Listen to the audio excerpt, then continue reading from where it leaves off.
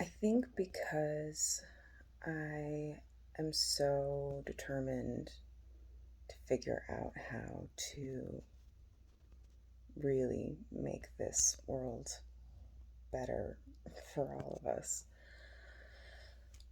I've been thinking a lot about some of the people throughout history who have led movements for peaceful revolution, who were really trying to take what they hated about the world and change it. And I hate so many things about the world. I can't read the news. I can't scroll through the news without guaranteed, without at least thinking, if not saying out loud, I fucking hate the world. I hate people. And I don't hate people. I really, really don't. I have always been drawn to the people who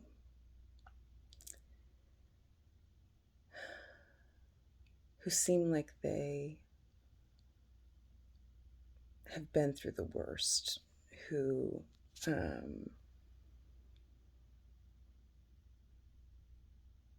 who need to be reminded of how fantastic they are, because the world is often telling them that they're not. Those are the people that I gravitate towards always. Um, Broken people, because I'm broken. Or I was. I was. I don't feel broken anymore, but I felt like that for a really long time. Um, Anyways, so in thinking of all of these people, I've been thinking a lot about Jesus Christ, which, as a lifelong atheist, is interesting and unexpected. um, I mean, my mom really tried to raise me in the Catholic faith. That did not stick. It was not my jam. I hated this.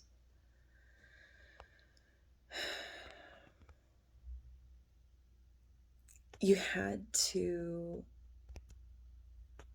I remember feeling like when I was in CCD, which was, I can't remember what it stands for, but it was like basically Catholic indoctrination for kids. um, oh my God. And I remember just being so bothered by this idea that this was the one true faith and that all other faiths were wrong. And I didn't understand how anyone could know that. Because, I mean, I was obsessed with ancient Egypt as a kid, and I looked at everything that they did, um, because of the beliefs that they had. The goal of coming into the afterlife well equipped. I mean, we have stunning proof to just how dedicated they were to that belief. So, I mean, they had just as much conviction as religious people today have. So who's right? Who's wrong? Who's to say? None of us know. None of us. We all like to think we know. Well, some of us like to think we know. A lot of us like to think we know. I think more of us are becoming more and more comfortable with the idea of just accepting that there are some answers we are never going to have. Um, Science can explain a lot, and it the more it explains, the more questions we end up with. I mean, look at the pictures from the James Webb Telescope and tell me you don't have more questions than you did before, because holy shit, I have so many questions. And there's so many possibilities now. The possibilities are endless. And there's something about that that is giving me a renewed hope that I've needed for a while, because I really lost it. I really lost hope after the last school shooting. Um, I hate that it's the last that, and we all know which one I'm talking about. Unless you're watching this 3 months from now, because then I'm sure there's been another one. Yay. We use our kids as, I don't know, sacrifices. Why do we do this? We don't need to do this. I think Jesus Christ was a real person. I think the evidence is there. All of the major historians are in lockstep on this one. They all agree that there was a historical figure. And I guess Jesus Christ might not have been his name. It might have been something, something appropriately more Middle Eastern sounding, because that's where the dude was from. He was not a pasty white person like some of us. um,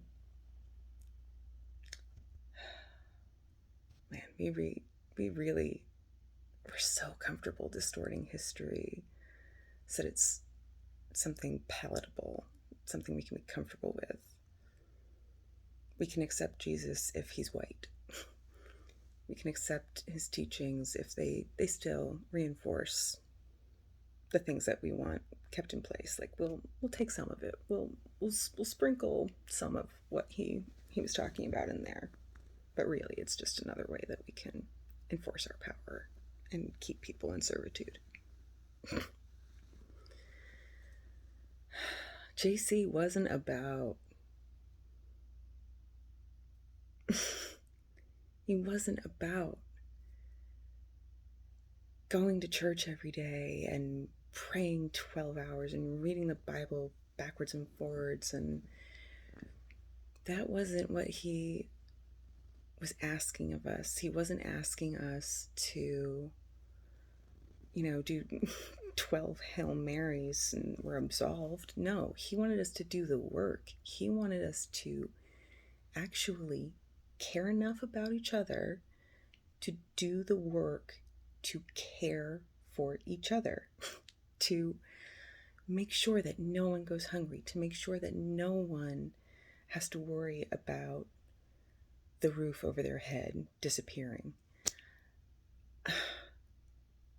That's what he wanted of us. That's what he was trying to get us to see, that we have the capacity to do that, and we do. And now we have this amazing opportunity as a species to take that capacity and take all of the advancements that we have been able to make with technology and science and utilize those to create a peaceful world. I mean, we could all vote together on what we want for this planet, on whether or not we want to cut carbon emissions, for example, or whether or not we want to make sure that everyone can marry whoever the hell they want, as long as we're talking about consenting adults and actual adults, not, oh God, the sick things that happen when it comes, that happen when it comes to child brides. It's, if it is something you are uneducated about, get educated about it, because it is horrifying what is still happening in this country and around the world to girls on the regs. We have to start caring. That's what he wanted. I read his commands. There were 40 something of them. Clearly I'm a biblical scholar now. That was very, very thick sarcasm, just in case anyone didn't catch that. Um, I know I am a novice, but I think because I'm an atheist, because I don't believe in his divinity, and I don't think he did either. He was not boastful. He didn't think that he was better than anyone. That's why he was washing people's feet, because he knew that he was just as deserving as everyone else, and everyone else was just as deserving as him, just as worthy of love, just as worthy of care. And that's what he was trying to show us. He was trying to prove to us through his actions every day that we can care for each other. And I think the healing that the Bible refers to, I don't think it was physical healing. I think I think we're talking about mental and emotional and spiritual healing. Healing the soul, healing the pieces of us that are broken by having someone recognize us as we are and accept us and love us regardless of what that is, of what that looks like, of how different it is from them. And he was willing to do that. He wanted to do that. He had more than enough. It's very late. It's 4:40 in the morning. Yet another night when I haven't been able to sleep because all of this has been cooking in there. And I feel like I finally have words for this piece of it anyways. Yeah, he wanted us, he would be so bothered, not bothered, he would be furious if he could see what has been done in his name over the last 2,000 years. He really would. I guarantee it. If you look at what he was actually asking us to do, he would be furious that we allowed ourselves. Oh, no, he wouldn't be furious. He was the forgiving type. He understood how people could be manipulated. Yeah, we have been and will continue to be manipulated by a very few powerful individuals who ensure the continuity of their power very strategically at our expense. Yeah, we have to be done with that. We have to recognize how fucking disgusting that is. How far removed we are from our natural instincts, community, and sharing our stories with each other. I mean, that's how we evolved. We evolved around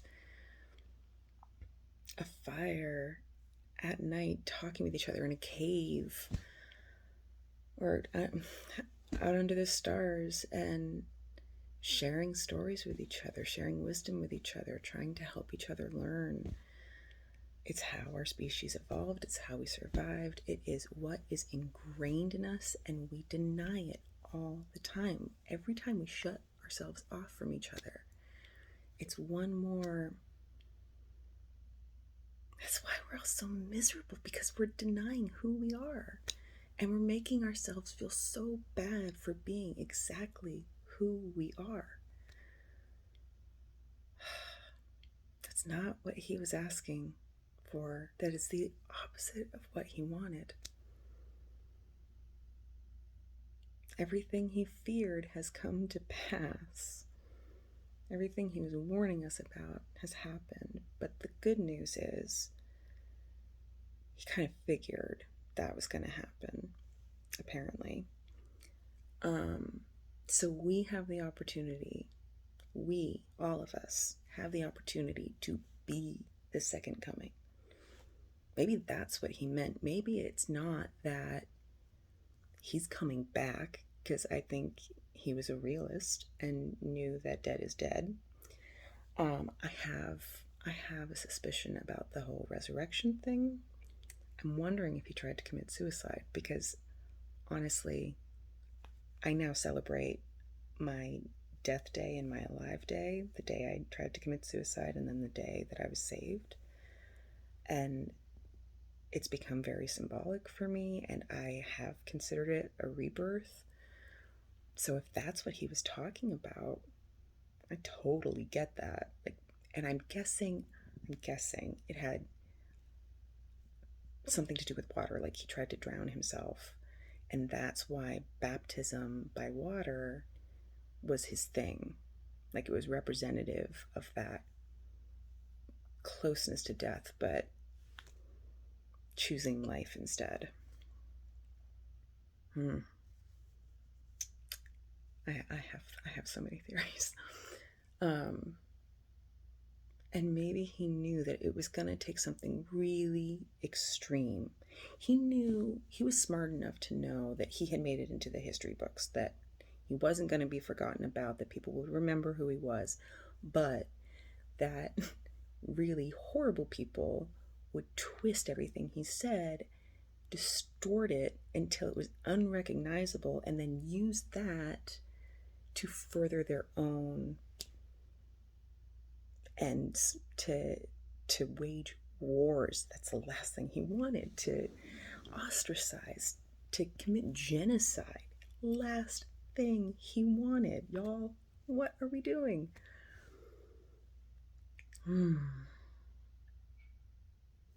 I think he knew that the change he was hoping for was going to take a while. I don't think he knew how long, but I think he knew it was going to take a while. I think he knew it was going to take people reaching a breaking point where things had gotten so extreme. And y'all, look around. It's fucking extreme what we are all living through right now. We got the plague. The world is on fire. Our natural disasters are getting worse and worse and worse by the day because our climate is becoming more and more unbalanced and unpredictable. Man, wars are raging for who knows what reasons. I have no idea. Because Putin wants to leave a name behind associated with horror. I don't know where the motivation comes from, but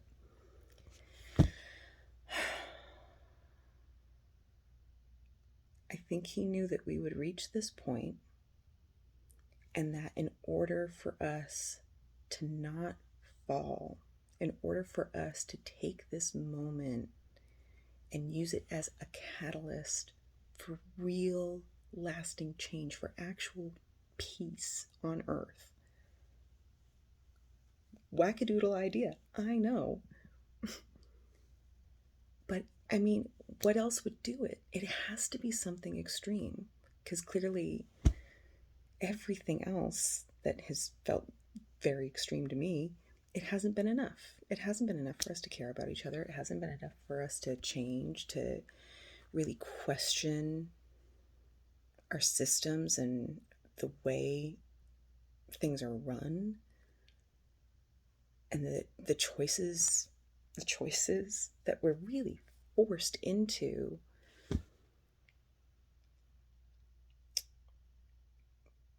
I think he knew we'd get here, and I think he knew his real teachings, what he was really asking of us. I think he knew that people who got it would bring all of that back to the fore, would start talking about it again a lot, loudly, scream from the rooftops that you care about each other, that you love each other, that you love yourself. Scream it until you believe it. That's what he was asking of us. He knew that this moment in our history would come, that it would be our chance, maybe our one and only chance, to say enough. Horror. We can move past this. We can heal ourselves and our societies, and we can start working together as one human species, recognizing our place on this one planet. This is all we've got, y'all. We need to recognize that. We need to appreciate what has given us life and not destroy it.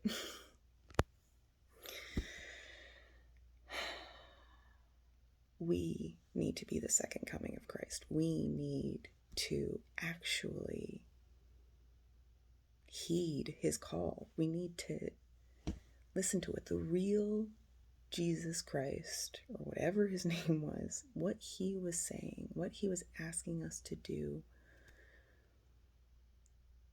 That's what we need to be focusing on. Because every single thing on that list of commands, I mean, every box, if you interpret it with a modern lens, if you allow for the fact, 100% fact, that in the 2,000 years since this guy was alive, many, many, many, many men have changed his words, have distorted them, have misinterpreted, sometimes completely, innocently, but have also misrepresented very intentionally, very manipulatively.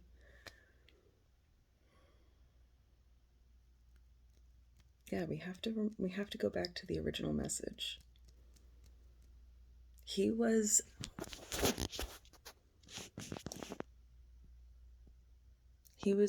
dying for our sins. It was nothing to do with anything supernatural. It was him accepting that in order for his legacy to live on, in order for his teachings to have the impact throughout the ages that he needed them to have, so that one day enough of us would hear that message and fucking act.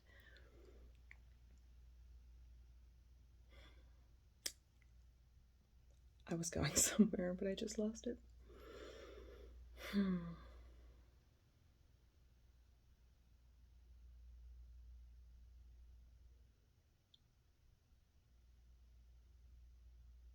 Yeah, it's not coming back right now. I need to go to sleep. That it would be a normal thing to do at 4:51 a.m. Yay depression, yay insomnia. But I feel like I have clarity on something that I have been trying to figure out for a while, and maybe you do too. Maybe some of that made sense. It was something about, hold on, it's coming back to me. Maybe something about the resurrection idea. It was second coming. Enough of us need to heed his call. We have to act. Yeah, enough of us have to finally say, we're going to do this. We're going to actually follow the teachings of Jesus Christ, because they were wise as fuck and they could lead us to a utopia. They could lead us to peace on earth. They could lead us to an age of, God, I can't even begin to imagine the innovation and exploration and all of the good we could do if we were harnessing our collective intelligence instead of competing against each other and hiding our knowledge. And I mean, the whole idea of intellectual property, that's bullshit. That's bullshit. Knowledge isn't property. Knowledge, we have to share it. We're built to share it. We learned how to survive by sharing our knowledge with each other. Stop fighting it. We gotta stop fighting it. Man, the more we work together, the more we collaborate, the better the results. Always. Always. Okay, that's enough. I'm going to try to sleep now.